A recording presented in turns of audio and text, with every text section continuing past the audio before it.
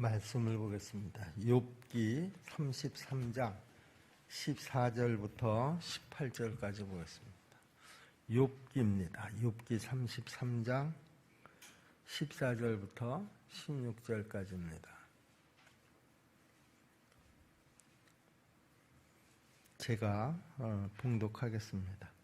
하나님은 한 번 말씀하시고 다시 말씀하시되 사람은 관심이 없도다.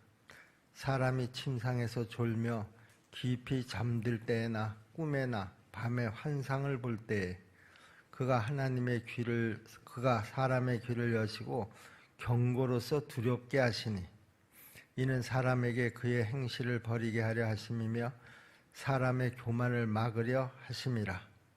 그는 사람의 혼을 구덩이에 빠지지 않게 하시며 그 생명을 칼에 맞아 멸망하지 않게 하시느니라. 아멘. 오늘 특성이 없죠? 당분간 없을 겁니다. 우리가 오늘 이 본문 말씀을 가지고 같이 은혜를 나누려고 하는 그 주제는 뭔가 하면 하나님의 사이렌 소리라고 하는 그런 주제로 같이 은혜를 나누려고 합니다. 하나님의 사이렌 소리, 다른 말로 말하면 하나님의 음성이 되겠죠. 그런데 우리 그리스도인들은 왜 하나님의 음성을 제대로 인식하지 못할까? 여러분, 하나님의 음성은요, 우리를 향한 하나님의 사랑의 선물인 줄로 믿습니다. 그리고 그 하나님의 음성을 통해서 우리가 하나님의 인도함을 받는 것은요, 하나님의 자녀의 저는 특권이다 이렇게 생각을 합니다. 우리가 하나님의 자녀로서의 특권이 여러 가지가 있죠. 하나님 앞에 우리 필요한 것을 구하는 특권, 기도의 특권입니다. 또 하나님의 음성을 듣고 그 음성을 따라서 가는 그 특권입니다. 이런 것들은 우리 그리스도인들만이 가지고 있는 특권이죠. 그래서 우리 하나님은 수시로 우리들에게 당신의 음성을 들려주시는 줄로 믿습니다. 자, 그런데 문제는 뭔가 하면은요, 우리가 왜 그 음성을 제대로 인식을 하지 못할까라고 하는 것입니다. 저는 그 이유가 하나님의 음성이 아주 자연스럽게 들려진다라고 하는 사실을 잘 모르기 때문이라는 것이죠. 하나님의 음성이 자연스럽게 들려진다라고 하는 말이 또 무슨 말입니까? 사람들은 대개요, 하나님의 음성이 어떤 특별한 사람에게만 있는 아주 특별한 역사로 어떤 특별한 과정을 통해서만 들려진다 이렇게 생각들을 많이 합니다. 그러니까 하나님의 음성을 듣는 사람은 목사님 정도는 돼야지 하나님의 음성을 듣지, 아니면 정말 기도를 많이 하는 사람이나 하나님의 음성을 듣지, 그러니까 특별한 사람에게 특별한 환경에서 주어지는 것이지 보통 일반 우리 예수 믿는 사람들에게 하나님의 음성이 들려지는 것, 그거는 아닌 것 같아. 그러다 보니까 우리는 어떻게 생각을 하는가 하면, 내게 무슨 하나님의 음성이 들릴까? 이렇게 그냥 평범하게 신앙생활을 하려고 하기 때문에 우리가 하나님의 음성을 제대로 인식하지 못한다라고 하는 것이죠. 많은 사람들이요, 하나님의 음성을 듣는 것을요, 그것은 너무 크고 또 아주 어렵게 느껴서요, 하나님의 음성에 아예 관심조차 기울이지 않는다라고 하는 사실입니다. 그러나 하나님의 음성을 듣는 것은 아주 이해하기가 힘든 어떤 깊은 영적인 문제가 아니다라고 하는 것이죠. 단순히 하나님을 내가 살아계신 하나님으로 생각하고 내가 끊임없이 하나님을 내 대화의 대상으로 우리가 생각하면, 여러분, 저는 누구나 다 하나님의 음성을 들을 수 있을 줄로 믿습니다. 여러분, 우리가 기도는 뭐라 그랬습니까? 하나님하고의 대화라고 그랬습니다. 여러분들은 이 말을 수없이 들었음에도 불구하고 우리는 하나님하고의 대화를 어떻게 생각합니까? 하나님이 들으시거나 말거나 말씀하시거나 말거나 내 필요만 하나님 앞에 열심히 소리 지르고 그 요구해서 얻어내는 것이다. 이렇게 기도를 우리가 보통 생각들을 하지 않습니까? 그런데 기도는 하나님하고의 대화입니다. 그러니까 기도하는 사람에게는 누구나 다 하나님의 음성을 들을 수 있을 줄로 믿습니다. 하나님의 음성을 듣지 못하는 것이 어떻게 보면 우리 그리스도인들에게는 더 부자유스러운 것이다. 그런 말입니다. 여기 14절에서도 뭐라고 얘기합니까? 하나님은 한 번 말씀하시고 다시 말씀하시되 사람은 관심이 없도다 그랬습니다. 하나님께서는 지금도 우리에게 말씀하시고 또 다시 말씀하시지만 사람들이 하나님의 그 음성에 별로 관심이 없다라고 하는 것이죠. 여러분, 한 가지 분명한 사실은요, 사람들이 영적으로 아주 충만한 때에는 하나님의 음성에 귀를 열심히 기울이지만은요, 사람이 영적으로 퇴보된 때에는요, 하나님의 음성을 멀리 한다라고 하는 것입니다. 그러니까 하나님하고의 관계가 점점 멀어졌을 때는 어떻습니까? 하나님의 음성을 듣기가 대단히 어렵다는 말입니다. 기도하지 않고 우리가 말씀을 묵상하지 않으면 결코 하나님의 음성을 들을 수도 없고요. 결국에는 하나님하고의 대화가 막히게 되는 것입니다. 여러분들은 지금 하나님하고의 대화가 어떤 수준에 놓여져 있나요? 나는 요즘 하나님의 음성을 한 번도 들은 적이 없어. 아니, 난 예수 믿고 하나님의 음성이라는 것 그 자체를 들어본 적이 없어. 그러시나요? 말씀을 깊이 묵상하지 않은 증거입니다. 하나님의 말씀을 읽지 않은 증거다, 그런 말이죠. 기도하지 않은 증거다, 그런 말입니다. 그렇게 되면 누구나 다 하나님의 음성이 귀에 들리지 않고 결국에는 하나님하고의 대화가 끊어지게 된다, 그런 말이죠. 그래서 하나님은 당신의 자녀들에게 하나님의 음성에 귀를 기울일 수 있도록, 다시 말하면 당신의 자녀들이 당신의 그 거룩한 대화의 파트너가 되도록 때로는 여러 가지 방법을 동원하십니다. 우리 하나님은 어떻게 살아도 여러분의 귀가 열려서 하나님의 그 음성을 듣기를 원하신다, 그런 얘기죠. 그런데 한 번 말하고 또 말해도 들으려고 하지를 않는다라고 하는 거예요. 그러면 하나님이 강제로 당신의 말씀을 듣게 하신다라고 하는 것이죠. 하나님은 우리에게 당신의 음성을 듣게 하기 위해서 어떤 방법을 강제적으로 사용하실까? 여러분, 우리가 전쟁 중에요, 가장 중요한 것 중에 하나는요, 아주 긴박한 상황에서 사람들의 주의를 집중하게 하고 대비책을 세울 수 있도록 울리는 사이렌 소리입니다.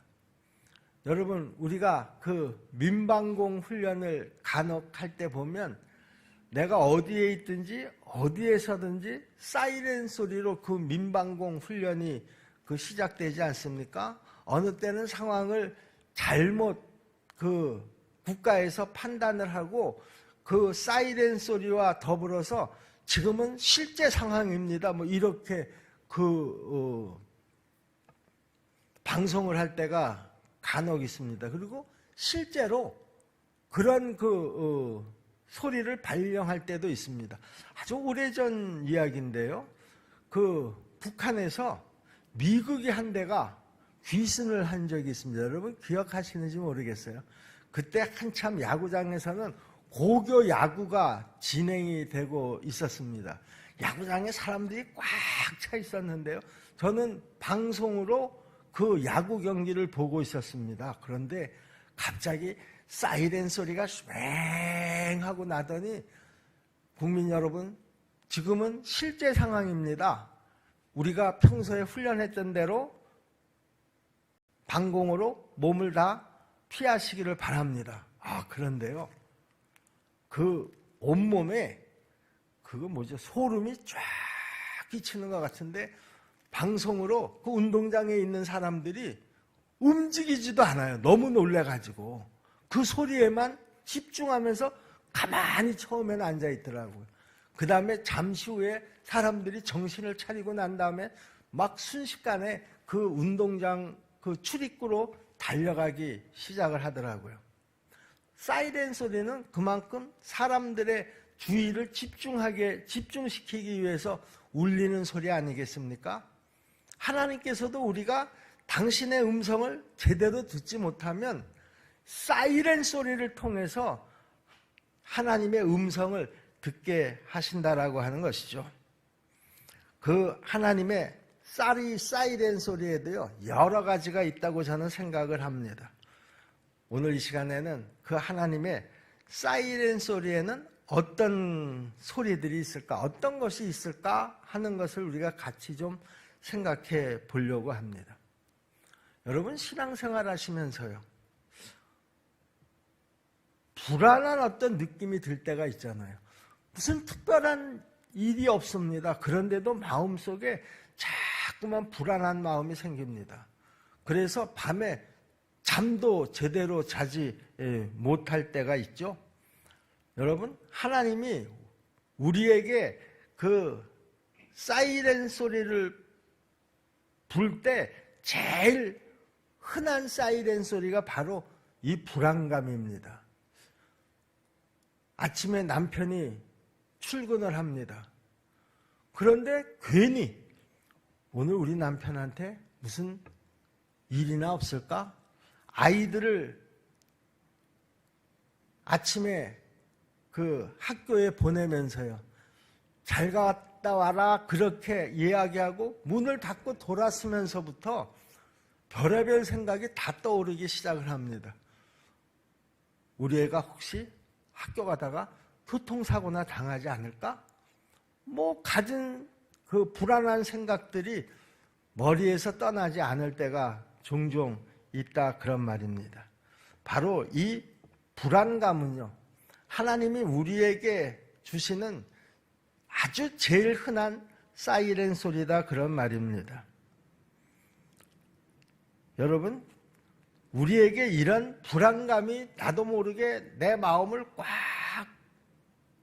장악하기 시작을 할 때는요, 우리 하나님이 나보러 어떻게 하라는 겁니까? 기도하라는 겁니다. 하나님하고 좀 이야기 좀 하자. 너 나랑 좀 이야기 좀 해야지 되겠어. 아무리 하나님이 말씀하고 또 말씀해도 우리가 듣지를 않으니까 강제로라도 나랑 좀 얘기 좀 하자라고 하는 하나님의 사이렌 소리다, 그런 말입니다. 16절 말씀이죠. 그가 사람의 귀를 여시고 경고로서 어떻게 하나니? 두렵게 하시니 그랬습니다. 그 두려운 마음, 불안한 감정이 계속해서 지속이 될 때 내가 하나님 앞에 나와서 엎드려서 기도하면은요, 우리의 신앙과 헌신과 사랑과 용서를 이루시는 그 하나님의 음성을 듣게 되고요, 그 음성을 들으면서 우리에게 하늘로부터 오는 평강이 임하게 될 줄로 믿습니다. 아침까지만 하더라도 불안해서 안절부절을 하지 못하고 있었는데, 그럴 때 교회 뛰어나와가지고 하나님 앞에 엎드려서 간절히 기도하면 하나님의 음성을 들을 수가 있는 것이죠. 내가 왜 너랑 그렇게 이야기하기를 원했는 줄 아냐? 그때서부터 하나님의 음성이 들리기 시작하는 거예요. 아침에 그렇게 불안한 마음을 가지고 있었었는데, 그래 오늘 수요 예배지, 지금 코로나19가 아주 극성을 부리고 방송에서는 사람 모이는 데는 가지 말라고 그렇게 얘기를 해도 내가 마스크 단단하게 쓰고, 그리고 내 개인 위생에 철저하게 준비를 하고 나가서 하나님 앞에 예배드리고 기도하자, 이렇게 결심을 하고 여러분들 오늘 이 자리에 나오신 줄로 믿습니다. 그럴 때 하나님의 음성이 여러분 귀에 들리기 시작하는 것이죠. 이 코로나19의 그 불안감으로부터도 우리가 노임을 받게 될 것이고요. 내가 오늘 하루 종일 그 불안감에 붙잡혀 있었던 내 마음에 하나님께서 위로부터 주시는 그 평강이 임하게 될 줄로 믿습니다. 그래, 하나님의 사이렌 소리였었구나. 내가 예배에 그동안 등한시했고 기도에 등한시하니까 하나님께서 나랑 이야기 좀 하자. 그래서 나한테 기도하라고 그런 마음을 주셨구나. 우리가 이렇게 깨달을 수가 있다라고 하는 것이죠. 또 하나님의 사이렌 소리에는요, 다른 사람의 말을 통해서 사이렌을 울릴 수도 있다라고 하는 것입니다. 물론 그 다른 사람의 충고가 잘못된 충고일 수도 있습니다. 우리가 잘못된 충고를 다른 사람으로부터 듣게 되면 그 충고 때문에 내가 잘못된 길로 갈 가능성도 많기 때문에요. 다른 사람의 충고를 우리가 들을 때는 무엇보다도 조심해야 한다라고 하는 것이죠.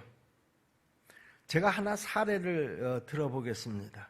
이스라엘 백성들이 솔로몬의 아들 르호보암 앞에 나가서 우리가 짊어지고 있는 이 부역이 너무 힘이 듭니다. 그러니까 이 부역을 좀 가볍게 해 주십시오. 이렇게 집단 항의를 한 적이 있었죠. 그때 르호보암이 어렸을 때서부터 자기와 함께 자란 친구들이 있습니다. 그 친구들을 그 나라에 아주 요직에 앉혀서 그들과 나라를 같이 의논하면서 그 다스릴 그럴 때였습니다. 그러니까 당연히 르호보암은 자기 친구들인 그 요직에 앉아있는 신하들과 의논을 할 거 아니겠습니까? 야, 너희들 생각은 어떠냐? 그랬더니 그 르호보암의 젊은 친구들이 르호보암에게 이렇게 그 조언을 해줬습니다. 아니, 백성들이 왕 무서운 줄을 모르고 감히 왕한테 부역을 가볍게 해달라고 해? 왕이시여, 저런 놈들에게는 더 무거운 부역을 감당하게 해야지 됩니다. 이렇게 충고를 한 것이죠. 르호보암은 그 친구들의 충고를 그대로 받아들여서 오히려 백성들이 부역을 좀 가볍게 해 주십시오라고 청원을 했는데 오히려 더 무거운 그 부역을 백성들에게 짊어지게 했습니다. 그 결과는 어떻게 됐습니까? 이스라엘이 두 쪽으로 갈라지고 말았습니다. 이때 이스라엘이 북이스라엘과 남유다로 갈라지게 된 것입니다. 그러므로 우리가 누가 나한테 충고를 할 때요. 여러분 그런 충고 받아보실 경험들이 다 있으시잖아요. 그런데 우리가 누구에겐가 충고를 들을 때는요. 그 충고하는 말, 그 충고의 내용보다 더 중요한 것이 있습니다. 그 더 중요한 것이 뭔가 하면 지금 이 충고를 나한테 누가 하고 있는가? 여기에 더 우리가 주의 깊게 살펴야 한다라고 하는 것이죠. 르호보암처럼 그 분별력이 제대로 되어 있지 않은 사람이 그 충고를 하게 됐을 때 그 충고를 듣게 된다고 하면 결국은 그 충고로 인해서 내가 두고두고 후회할 짓을 할 수밖에 없다라고 하는 것입니다. 저는 여러분들한테 항상 기도 부탁하는 것이 있죠. 선한 분별력을 갖게 해달라고 여러분들한테 기도 부탁을 합니다. 여러분들은 제 기도 부탁에 충분히 내 선한 분별력을 위해서 기도해 주실 줄로 믿습니다. 제가 당회를 할 때도요, 제가 항상 하나님 앞에 그런 기도를 합니다. 하나님, 우리 당회원들에게 선한 분별력을 주시옵소서. 왜냐하면 교회의 모든 일들은 당회를 통해서 최종적으로 결정이 되어지기 때문에 당회원들이 올바른 결정을 해야지 되죠. 요즘 교회들마다 그 의견이 둘로 갈라져 있습니다. 왜 갈라져 있습니까? 이 코로나19 때문에 예배를 계속 할 거냐 말 거냐, 새벽 기도를 계속 할 거냐 말 거냐, 그게 어디에서 결정됩니까? 어느 교회나 다 마찬가지로 당회에서 결정이 됩니다. 그런데 만장일치로 우리 예배를 중단합시다, 이런 교회는 저는 없을 거라고 생각을 합니다. 항상 그 안에도 그래도 예배는 교회의 존재 이유 첫 번째인데, 교회가 예배를 중단하면 교회의 존재의 의미 자체가 없어지는 건데, 그리고 내가 교회라고 성경은 분명히 말하고 있는데, 내가 중단된다라고 하는 것이, 내가 중단된다라고 하는 것이 이게 말이 되냐? 저는 그런 생각으로 당회 때도 다른 부교역자들이 맡은 파트는 각자 그 부교역자들에게 결정하도록 그렇게 하겠습니다. 그러나 내가 맡은 부분들, 대예배라든가 기도회, 새벽 기도회라든가 이거는 계속 하겠습니다. 제가 그렇게 이야기를 해서 우리 교회의 모든 행동 지침이 그렇게 해서 결정이 된 겁니다. 여러분, 이럴 때 우리가 제일 중요한 것이 뭡니까? 분별력입니다, 여러분. 그리고 누군가가 우리에게 충고하는 그 말입니다. 그런데 우리가 그때 주의할 것이 뭐라는 거예요? 그 말의 내용이 중요한 것이 아니라, 아니, 그 말의 내용은, 충고의 내용은 두 번째다, 그런 얘기예요. 첫 번째는 누가 나한테 지금 이 충고를 하고 있는가?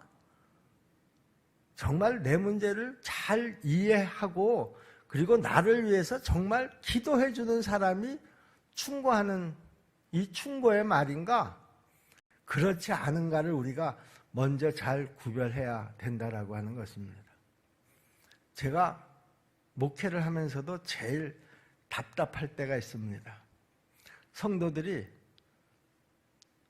목사님에게 찾아와서 어떤 문제를 상의를 합니다. 저는 정말 좋은 조언을, 신앙적인 조언을 해줘야 된다라고 하는 그 마음을 가지고 기도하는 마음으로 상담을 합니다. 그런데 대개 목사님이 이거 어떻게 쓰면 좋겠습니까? 라고 하는 문제를 가져올 때는요, 이미 자기가 다 결정하고 자기가 다 이미 그렇게 하기로 한 다음에 내가 지금 이런 문제가 있어서 이렇게 했는데 목사님, 내가 한 거에 대해서 잘했다고 동의해 주세요. 이런 경우들이 태반입니다. 내가 기껏 이 문제에 대해서 설명을 하고 충고를 했는데 돌아서서 또 딴 사람한테 가서 똑같은 문제를 가지고 충고를 합니다. 그리고 내가 충고한 그 내용하고는 정반대의 어떤 결정을 하는 것을 간혹 보게 되면은요, 참 마음이 어두워집니다. 걱정이 됩니다. 제가 여러분의 어떤 상황을 이렇게 듣고 충고를 할 때는요, 만약에 내가 당신 같은 상황이었다고 하면 내가 지금 충고하는 대로 나는 그렇게 했을 것입니다. 그 얘기거든요. 그런데 목사님의 얘기는 아무래도 자기가 선택하기에는 부담스럽거나 또 받아들일 생각이 없거나, 그러니까 자기의 결정에 동의해주는 그런 사람에게 찾아가서 또다시 상의를 하게 되는 것이죠.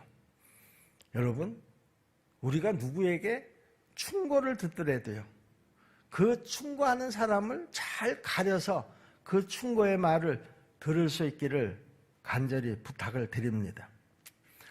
또 하나님의 사이렌 소리에는 이런 사이렌 소리도 있습니다.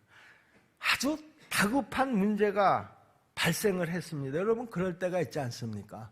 이거 오늘 안으로 해결되지 않으면 안 돼. 아니, 일주일 안으로 이 문제 해결되지 않으면 정말 우리 집안 큰일 나. 여러분, 그런 일을 여러분들이 당할 때가 있지 않습니까?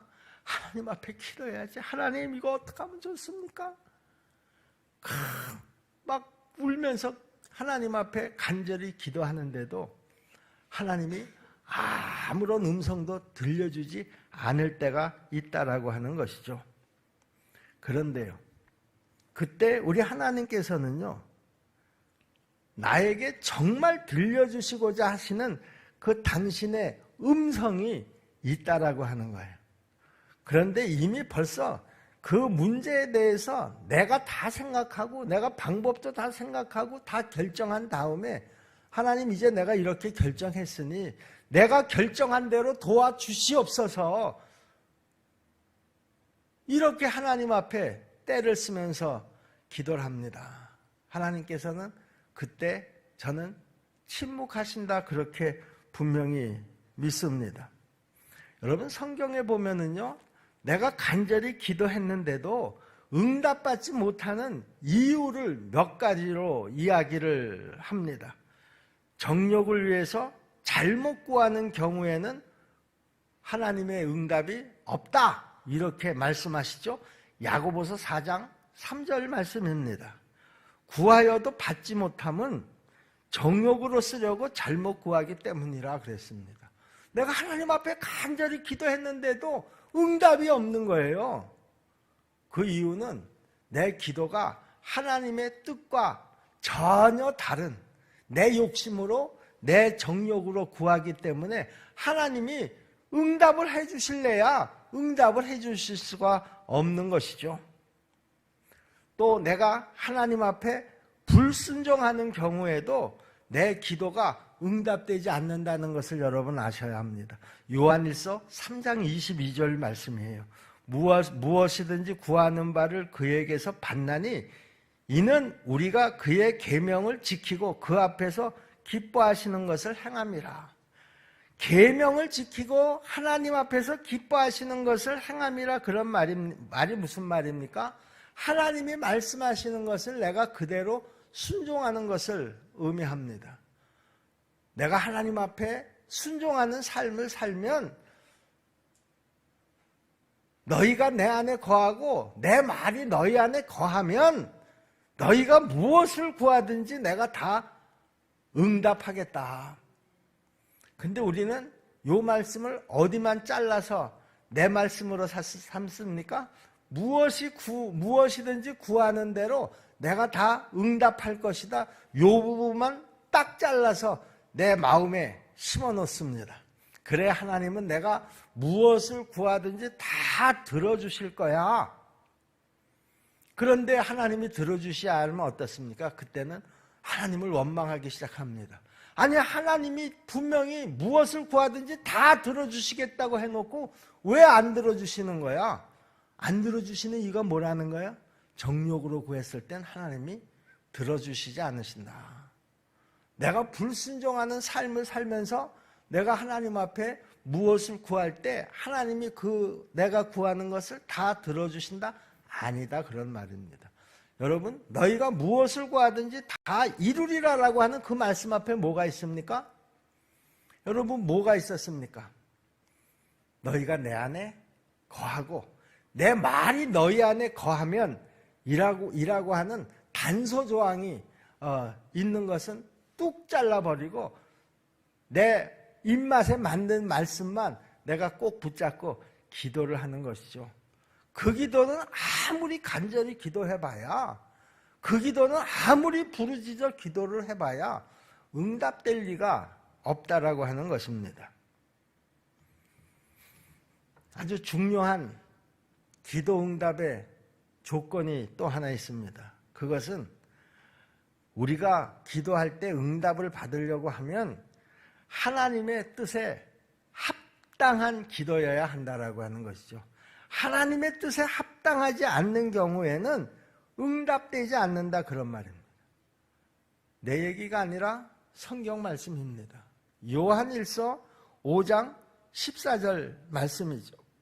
그를 향하여 우리가 가진 바 담대함이 이것이니 그의 뜻대로 무엇을 구하면 들으심이라. 여러분, 우리에게 있어서의 담대함이 어디서 나온다는 말입니까? 우리가 살아가면서 이 삶의 현장에서 겪어야 되는 그 수많은 어려운 문제들 앞에서도 우리가 담대해질 수 있는 그 이유가 뭐라는 거예요? 그의 뜻대로 내가 무엇을 구하면 우리 하나님이 다 들으시고 응답해 주신다라고 하는 이 약속의 말씀 때문에 내가 어떤 어려운 삶의 현장에 내던져지더라도 내가 염려하지 않고 휘청거리지 않고 담대하게 그 어려운 상황과 맞설 수 있다라고 하는 것이죠. 그리고 극복할 수 있다라고 하는 것이죠. 전제가 뭡니까? 그의 뜻대로 무엇을 구하면. 우리 십정동계 성도 여러분, 우리가 하나님 앞에 무엇을 구할 때요, 왜 나한테는 응답이 없는 거야? 이렇게 불평만 하지 마시고요, 내가 하나님 앞에 기도하는 그 기도의 내용들을 한번 다시 찬찬히 점검해 보시기를 바랍니다. 내 기도가 내 정욕대로 구하는 것은 아닌가? 내가 하나님의 뜻에 어긋나는 그런 기도를 하고 있는 것은 아닌가? 내가 하나님 앞에 불순종하면서 이것을 해놓으라고 때를 쓰고 있는 것은 아닌가? 여러분, 우리가 이 말씀을 붙잡고 몇 가지만 확인을 해보면은요, 그래서 이 하나님의 말씀을 우리가 딱 통과하게 되면 그 다음에는 내가 무슨 형편 가운데 처하게 되더라도 어떻게 된다라고 하는 거예요? 담대할 수 있다라고 하는 거예요. 우리 십정동계 여러분, 성경에 너희가 아무것도 염려하지 말고 그랬지 않습니까? 우리가 아무것도 염려하지 않을 수 있는 근거가 뭡니까? 하나님이 우리에게 주신 그 기도의 특권 때문에 그런 것이죠. 그런데 그 기도의 특권을 제대로 좀 활용을 하시라 그런 얘기예요. 여러분, 모든 물건에는 사용설명서라는 것이 있습니다. 그렇죠? 어떤 거는 새로 사서 박스를 뜯어가지고 이제 사용하려고 하는데 아무리 스위치를 눌러도 이게 작동을 안 하는 거예요. 그러면 우리가 제일 먼저 찾는 게 뭡니까? 이 기계의 사용설명서를 찾습니다. 그리고 그 사용설명서대로 한 가지 한 가지 순서대로 하다 보면 그 기계가 작동하는 것을 볼 수가 있습니다. 여러분, 기도의 작동 원리를 여러분 오늘 확실하게 배우고 돌아가시기를 바랍니다. 내가 하나님 앞에 기도하면 하나님은 언제든지 내 기도에 응답해 주시는 분이셔. 이런 확신을 가지고 가시라 그런 말입니다. 내 기도가 그렇게 제대로 작동을 하려고 하면 몇 가지 전제가 있었죠? 여러분, 이 전제를 여러분들이 또 잘 기억할 수 있기를 바랍니다. 하나님이 원하시는 그 기도의 내용을 가지고 하나님 앞에 나아갈 때 하나님이 약속하신 대로요, 내가 무엇을 구하든지 다 들어주실 줄로 믿으시기를 바랍니다. 우리가 또 삶의 현장에서 자주 겪는 일이 있죠. 실패입니다. 내가 기대하고 내가 계획한 그 일이 내가 계획한 대로 되어지지 않습니다. 우리는 그것을 실패다 그렇게 이야기를 합니다. 여러분, 그런데 이 실패에 앞서서 우리가 꼭 기억해야 될 것이 뭔가 하면 하나님의 자녀들의 삶 속에서는요, 절대로 우연이라는 것이 없다, 그런 말입니다. 내가 실패했습니까? 그 실패 속에 하나님의 뜻이 있는 줄로 믿습니다. 내가 성공했습니까? 그 속에도 하나님의 뜻이 분명히 있는 줄로 믿습니다. 우연이 된 것은 아무것도 없다, 그런 말입니다. 그러므로 내가 실패했습니까? 그 실패 속에 하나님의 메시지가 있는 것을 여러분 꼭 믿으시기를 바랍니다. 그런데요, 우리가 주의할 것이 있습니다. 우리가 실패를 하게 되면은요, 바로 그 순간에 사단이 나에게 찾아와서 속삭이기 시작을 합니다. 뭐라고 속삭입니까? 야, 하나님이 이미 너를 떠났어. 하나님이 너를 사랑하지 않아. 그냥 네 방식대로, 네 판단대로, 네 결정대로 그렇게 살아. 그래서 우리가 실패에 또 실패를 거듭하게 되는 것이죠. 여러분, 실패했습니까? 그 순간 우리는 하나님의 사이렌 소리를 들을 수 있어야 합니다. 왜냐하면 실패 중에도 하나님의 메시지가 있기 때문에 그렇습니다. 여러분, 이스라엘 백성들이요, 가나안 땅에 들어가 가지고 첫 번째 전투가 무슨 전투였었죠? 여리고성 전투였습니다. 그 여리고성 전투에서 아주 위대한 승리를 거뒀습니다. 그 여리고성은 그 가나안 땅에서도 제일 견고한 성으로 그렇게 그 인정을 받고 있는 성인데요. 한 번도 전쟁을 제대로 치러보지도 않았고 전쟁 준비도 제대로 안 된 이스라엘 백성들이 하나님의 음성을 듣고 하나님이 하라는 대로 그 성을 돌았을 때 그 성이 무너져서 그 성을 빼앗을 수 있었던 줄로 믿습니다. 그런데 이스라엘 백성들은요, 이 승리만 믿고요, 그 다음에 두 번째 성하고의 전쟁이 있었죠. 아이성 전쟁입니다. 아이성하고의 전투가 벌어졌는데요. 야, 그까짓 거 뭐 몇 명이나 된다고? 우리가 지금 60만 대군인데 그 아이성에 몇 천만밖에 없었습니다. 야, 그러니까 그냥 우리가 대충 한 몇 천 명만 데리고 올라가서 싸워서 저 성은 얼른 빼앗아 버려라. 이렇게 가볍게 생각하고 아이성 전투에 임했다가 이스라엘 군대가 패배하고 말았습니다. 여러분, 그런데요, 이스라엘 백성들이 그 가나안 땅에 들어가서 32번의 전쟁을 치릅니다. 그런데 그 32번의 전쟁 가운데 아이성 전투 이 한 번만 실패를 하고요. 그리고 두 번째 다시 성공을 했죠. 그러니까 이스라엘 백성들이 가나안 땅에 들어가서 총 32번의 전쟁을 치렀는데 그 중에서 31번이 성공을 할 수 있었습니다. 어떻게 그 31번의 전쟁에서 다 승리할 수가 있었느냐?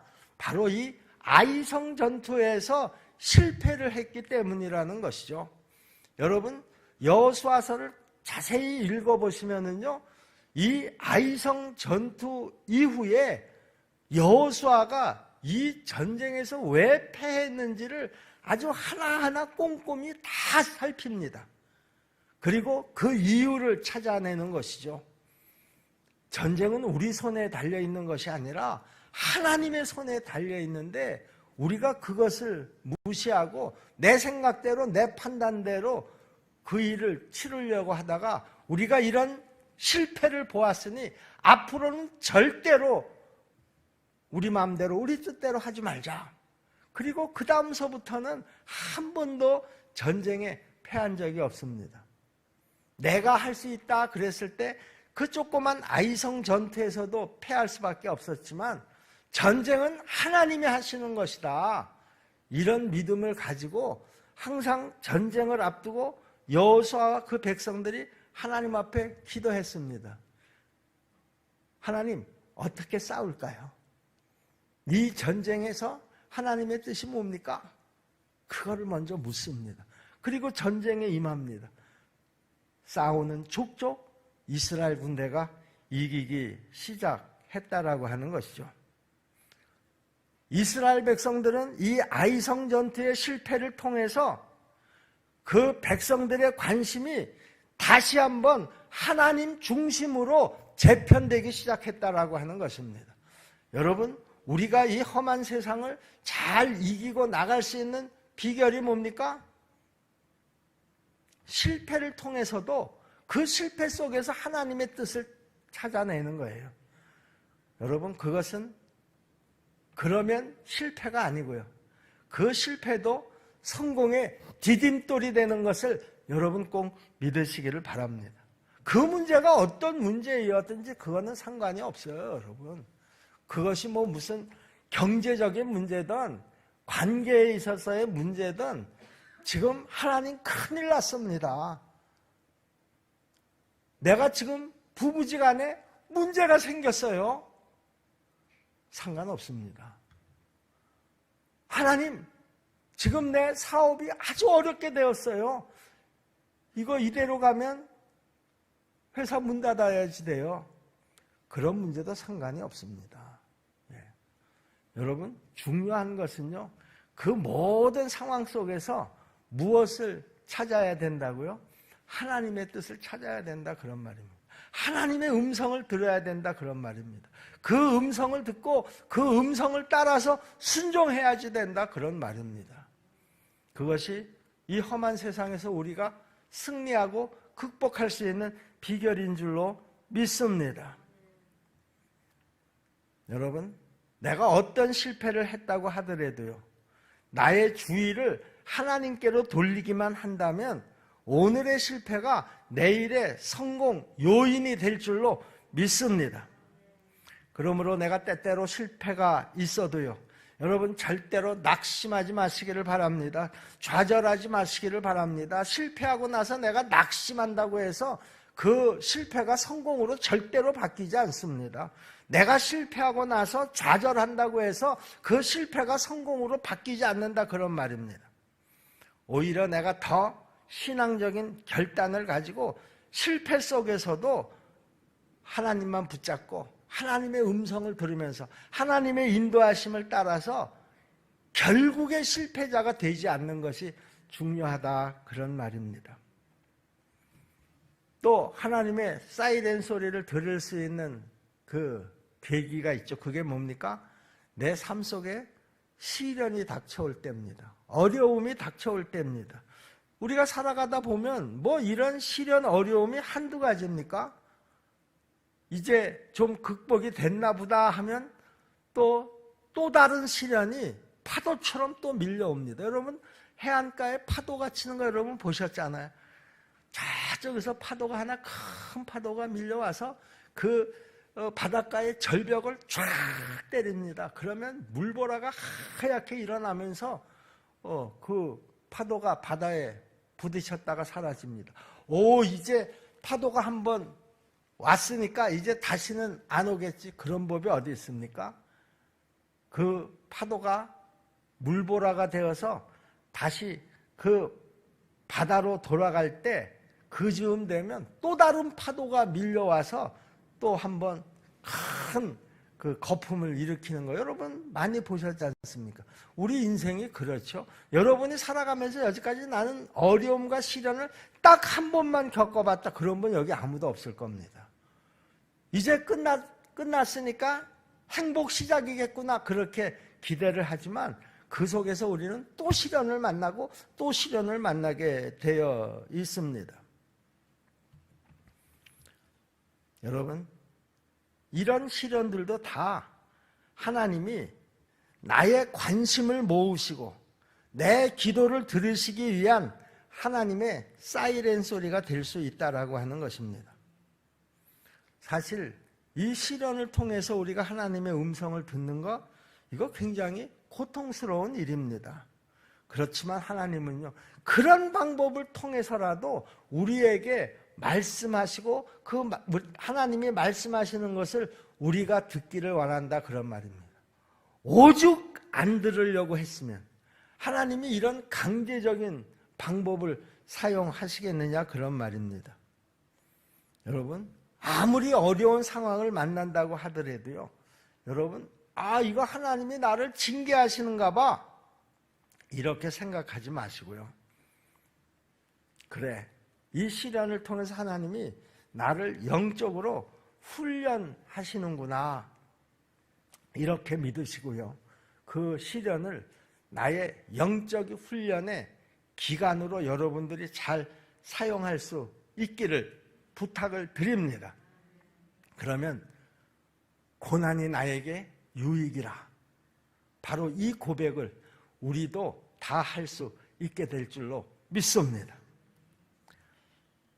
자, 하나님께서는 우리의 교만한 마음을 낮추시기 위해서요, 때로는 육체의 질병과 마음의 상처를 허락하시는 경우가 있다라고 하는 것입니다.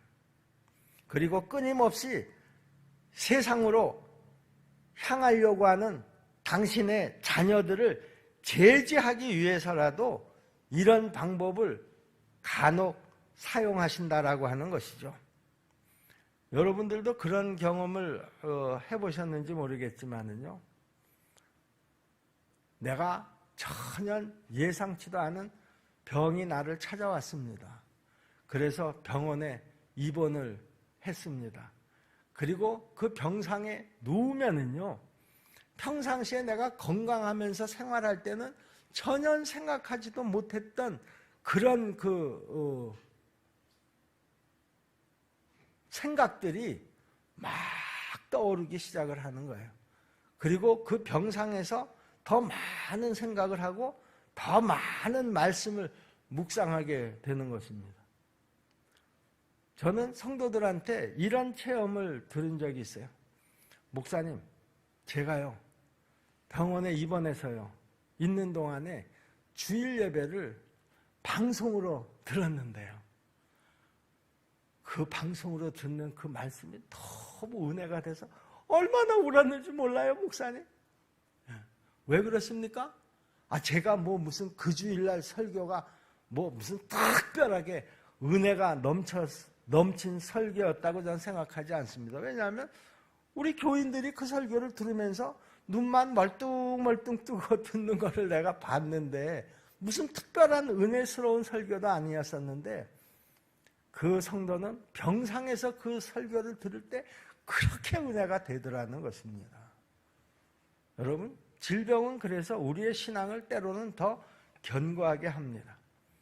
사느냐 죽느냐의 그런 아주 그 기로에 섰다가 병원을 나서게 되면은요, 하나님의 은혜를 그렇게 감사하게 생각하지를 하는지 모릅니다.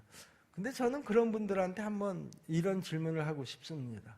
왜 꼭 병원에 입원하고 난 다음에 하나님 앞에 감사하냐? 여러분, 병원에 입원했다가 치료 잘 받고 건강한 모습으로 태어나는 게 감사합니까? 아니면 아예 병원에 가지 않고 그냥 건강하게 생활하는 게 더 감사합니까? 어떤 게 더 감사합니까? 이미자 집사님, 어떤 게 더 감사합니까? 병원에 안 가는 게 더 감사하잖아요. 병원에 들어갔다가 태어난 성도들은 대부분 다 하나님 감사합니다, 그리고 감사헌금들을 하더라고요.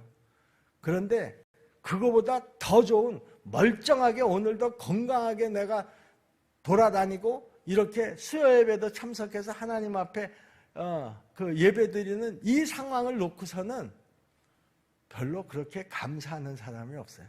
저는 코로나19 이 일로 인해서 평상시에는 그냥 오늘 수요 예배지, 수요 예배 준비하고, 오늘 이제 내일 주일이지, 주일 예배 잘 마무리하고, 그냥 그것을 내 일이라고 생각을 하고 지나온 적이 참 많은데요.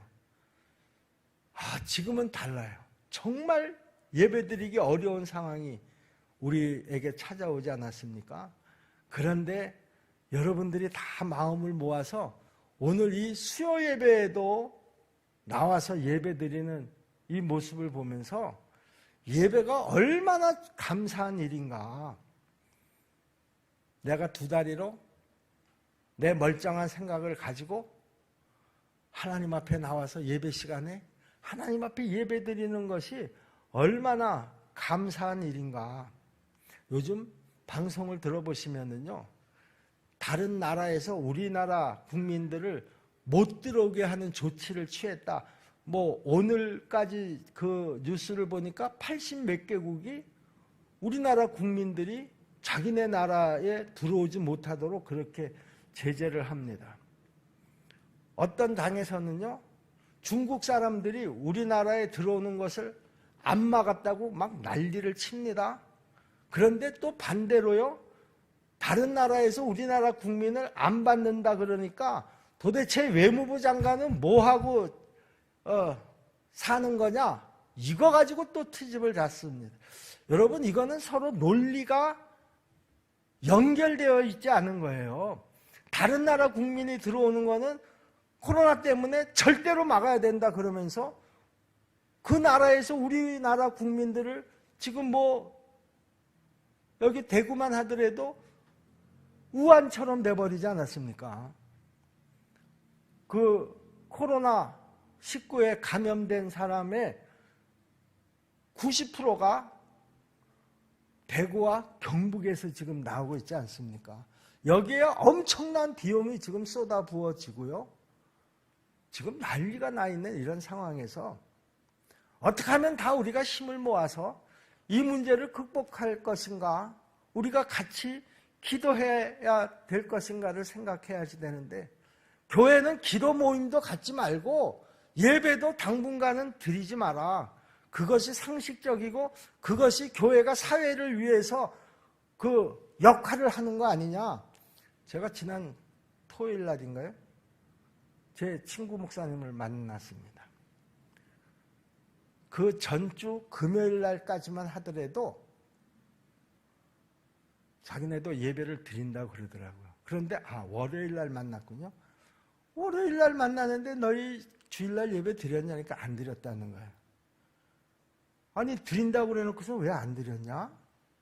그랬더니 나한테 무슨 글을 하나 이렇게 보여주는 거예요. 물론 지금 이 교회만 하더라도 의견이 둘로 갈라져 있습니다. 예배를 중단해야지 된다. 그것이 상식적이고 교회가 사회를 위해서 무언가 역할을 하는 것이다. 그렇게 주장하는 사람들이 있고요. 저처럼 예배는 교회의 가장 본질인데 어떻게 예배를 중단할 수가 있느냐? 이렇게 나라가 어려우면 성도들이 더 모여서 하나님 앞에 기도하는 것이, 그것이 지금까지 우리가 배운 건데, 여러분, 예배보다도요, 교회들이 제일 먼저 중단을 한 게 새벽 기도입니다. 국가가 오히려 교회를 향해서 이 어려운 난국에 여러분 기도해 주시기를 바랍니다. 이렇게 부탁을 해야지. 그거 모이는 거 다 중단시키십시오. 제가 이번 주일날 그랬잖아요. 지난 주 중에요. 시청에서도 전화가 오고 우리 교회가 그 전화 대상자가 되나 보더라고요.